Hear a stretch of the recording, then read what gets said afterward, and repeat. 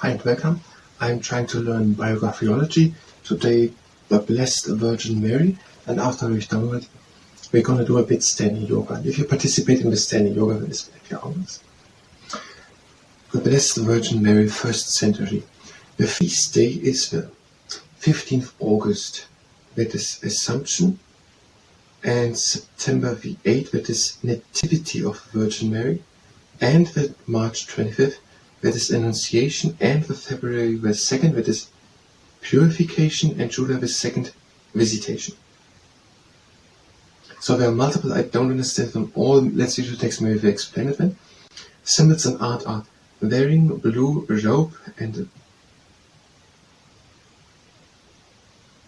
veil and holding the infant Jesus. Now I haven't made the picture into there's a picture.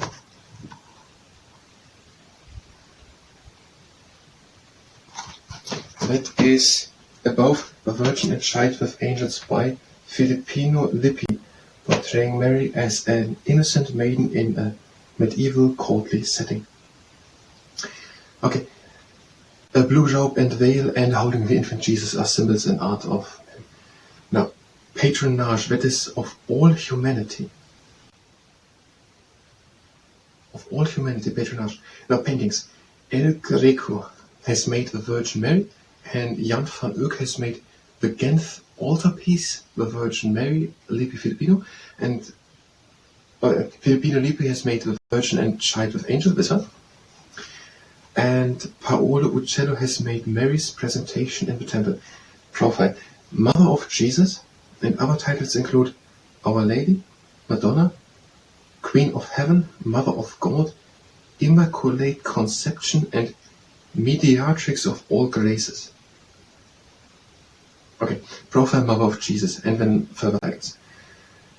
Above, the Annunciation to Mary by the angel Gabriel that she will bear a son through the power of the Holy Spirit. Maybe we should read first the text before we come to the pictures. So, as the mother of Christ, and the only human not tainted by original sin, Mary is supreme among the saints. Okay, she is the mother of Christ, do we write it like that here now? And she's not tainted with the original sin. And that makes something special about the other signs, which are, for example, in this book. Her devotion surpasses all, and she is patron to far more conditions, causes, and countries than any other intercessor. I don't know the word intercessor. Okay, her devotion surpasses all of the other, all, and she's the patron of many things and many causes. We have patronage all humanity written, but also many other things. Despite this preeminence, I don't know it, but Mary is usually a background figure in the Gospels. Okay, they're saying in the Gospels, that must be a section of the Bible, there is not so much written about Mary, or just as a background figure. Her appearances begin with the events surrounding the Nativity of Jesus. So when in the Gospels is told us about how, when the Gospels are telling how Jesus Nativity, then it is first told about Mary. While betrothed to Joseph, I still don't know what the word really means, betrothed. So while she was betrothed to Joseph, we had Joseph previously. Joseph is foster father of Christ and husband to the Virgin Mary. Now, while betrothed to Joseph, she is visited by the angel Gabriel, who announces to her that, through the power of the Holy Spirit, she will be a son, Jesus, the Son of God. Okay, she is betrothed to Joseph. I don't know what it means. Does it mean engaged? She is betrothed with Joseph. And then she gets a visitation from an angel. Here the picture depicting that whole story. And now this angel with the name Gabriel, announces to her that she will bear a son through the power of the Holy Spirit, and that son is Jesus, and that Jesus is the Son of God. Her song of praise and thanksgiving, the Magnificat, forms a part of Christian liturgy.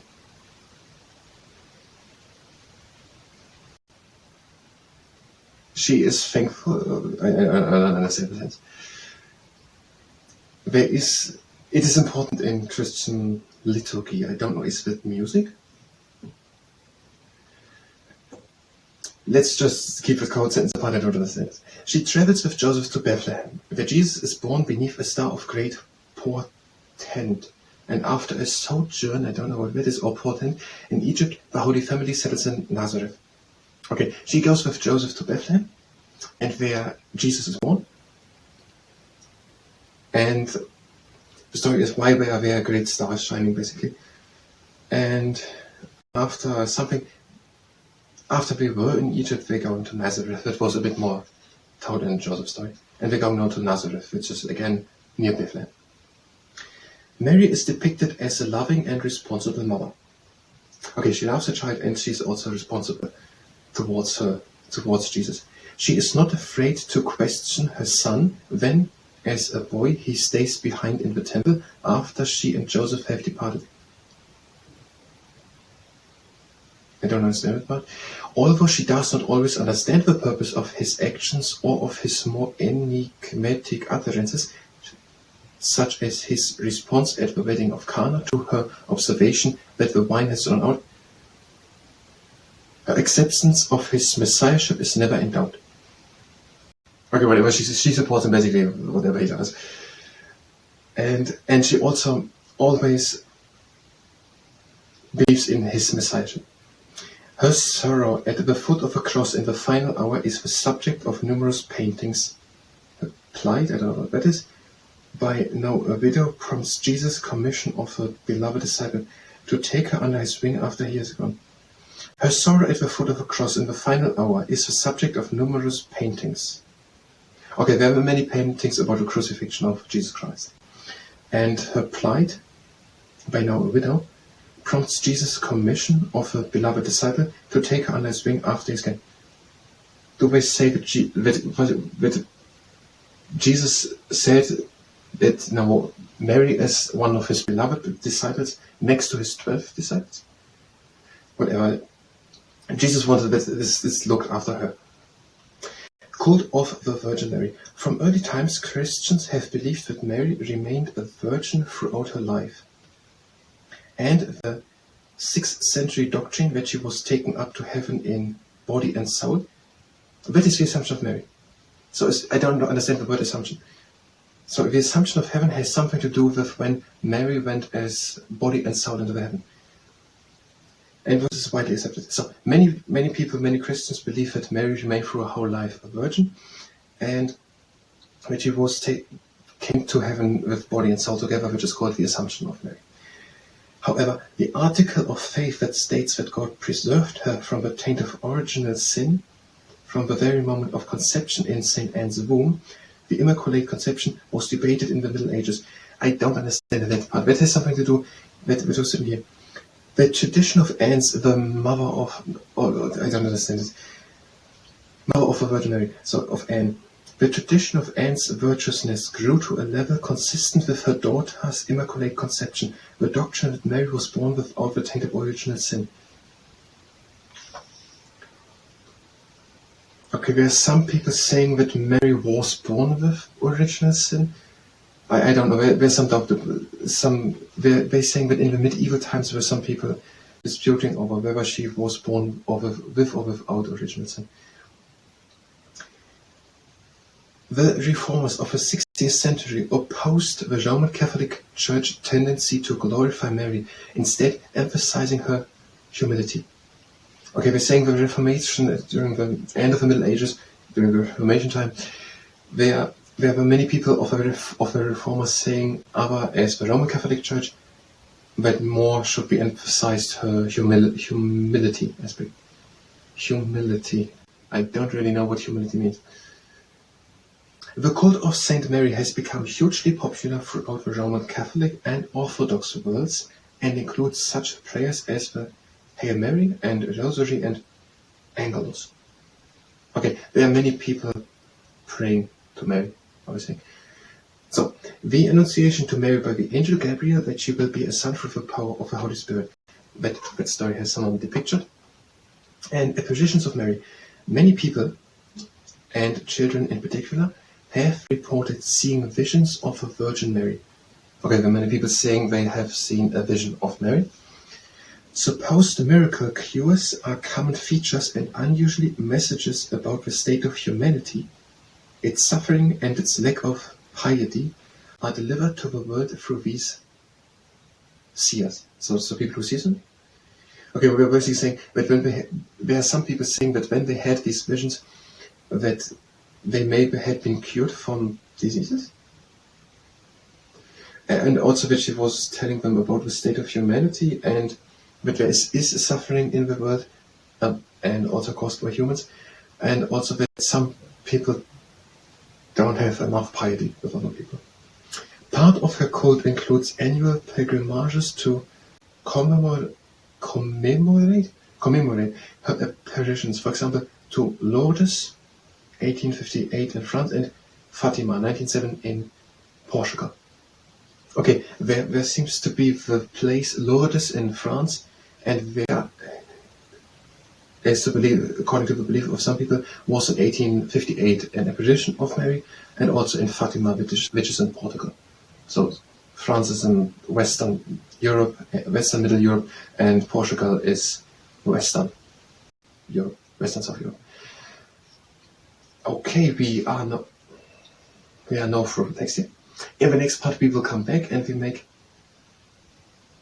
at least one presentation about the life of Mary. I think we should do two, and in that second one, we should also name the other things, the feast days, symbols and art, some paintings, maybe not all, but the prophets and the story. So we're going to come back to this chapter about the Blessed Virgin of Mary in the next part, or in a future part of Biographyology. That means, if you were here for Biographyology, for the Blessed Virgin Mary, to read about what is told, then you can go directly to the next part of Biographyology, where we're going to talk, in the part in which we talk about the Blessed Virgin Mary. Now we're going to do the standing yoga. If you stay and participate in the short standing yoga, then it's at your own risk. Have your feet standing together and breathe in and doing the sprouting flower. And out and down. In and out. Out and down. In and out. And out open to the side of the police officer. In and out. Out open to the other side. In and up. Make an inch space between the feet and out to one side. In and up. The hide and seek playing palm cheek. Out and down, out, out, out. In and up. Out open to the other side. In and up. And down. In and up. And out, bring the arms down and we're going down. Have feet again standing together. Breathe in, bend the right leg. And breathe out and stretch your left leg. In and change. And out and stretch your right leg. In and change. And out and stretch your left leg. In and change. Out and stretch your right leg. In into the middle. And out just down. Breathe in, lift the right hand up to the sky. Breathe out, bend the left knee. And look over the right shoulder to the right hand. Inhale down. Out and down. Breathe in, lift the left hand up. Breathe out, bend the right knee and look over the left shoulder to the left hand. In and hand down. Out and down. Make a hand with space between the feet. Shift the weight to the heels and breathe in and out down. And breathe out, come up again.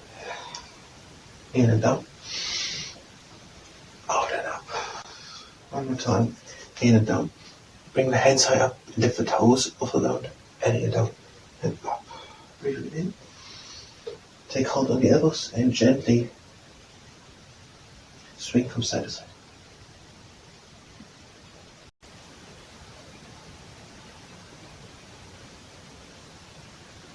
And hands again down, feet together. Breathe in, come halfway up with a straight back. Out and down. In and halfway up, straight back. Out and down. Breathe in and come up. We are perfect swan. Hands together and again down. Breathe in, lift the hands up. And out, lean back, drop shoulders together. In and up. And out and down. In and up. And over cross the arms, intertwine the fingers, reach high, breathe in. And out, reach your front hollow of the back. The bone curls, snap in and up. Over cross the other way around, breathe in, reach high, the screw. And out again, front hollow of the back. Breathe out. In and up. Lean the long arms back. In and up. Out and back. And out the arms down. Breathe in the arms up. Up and down. And over ending, breathe in the arms up. Hands together and long hands down. Wait for shortened standing yoga. I thank you very much and until next time.